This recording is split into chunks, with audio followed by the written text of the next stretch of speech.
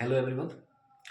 आज हमारा टॉपिक है भारत के वायसराय लॉर्ड लिटन के बारे में। आइए जान लेते हैं कुछ इंपॉर्टेंट बिंदु जो आपके एग्जाम के लिए ज़्यादा इंपॉर्टेंट है। आइए देखते हैं। देखिए, लॉर्ड लिटन का जो समय काल है वो 1876 से 1880 के बीच में है। ठीक है। देखिए, इन्हें जो है साहित्य जगत में ओवन मेरिडिथ, ठीक है, ये बात याद रखिएगा, कभी कभी एग्जाम्स में पूछ लिए जाते हैं कि ओवन मेरिडिथ के नाम से कौन प्रसिद्ध है। तो लिटन महोदय प्रसिद्ध है। ठीक है। देखिए, इसके समय में क्या हुआ कि इसके समय में जो 1876 से 1878 की का समय काल है, ठीक है, उसमें भयंकर अकाल पड़ा था। वो भाग कौन कौन से थे? बंबई, हैदराबाद, पंजाब, मद्रास तथा मध्य भारत का कुछ प्रांत था। ठीक है। वहां पर भीषण अकाल पड़ा और इसमें लगभग बताया जाता है कि 50 लाख लोगों की मृत्यु हो गई थी। ये बहुत बड़ा डेटा है उस समय का, 1876 से 78 के बीच में। और इसीलिए लिटन के प्रति लोगों का गुस्सा बहुत ज्यादा था।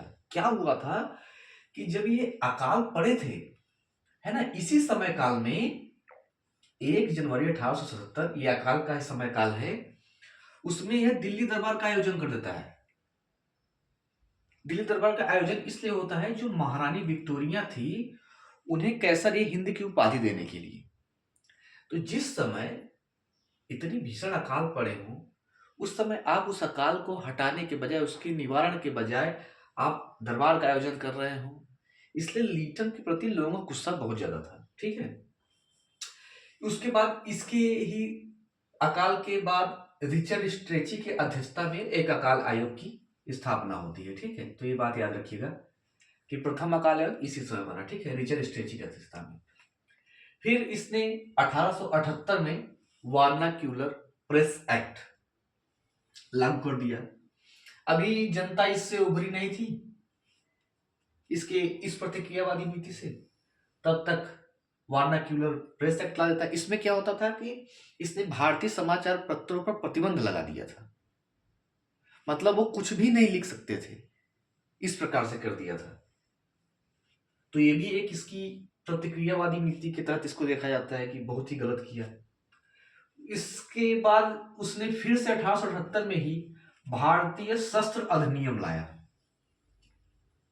इसमें क्या था? भारतीय शस्त्र अधिनियम में, इसमें जो भारतीय थे वो बिना लाइसेंस के हथियार अपने पास नहीं रख सकते थे और उसका व्यापार भी नहीं कर सकते थे।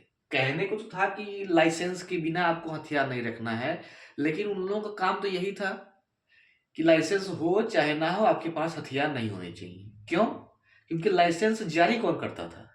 इन्हीं के आदमी जारी करते थे। भारतीयों को लाइसेंस देंगे ही नहीं। क्या मैंने बता ही दिया कि इसने दिल्ली दरबार का आयोजन किया 1 जनवरी 1870 को, अकाल के समय में।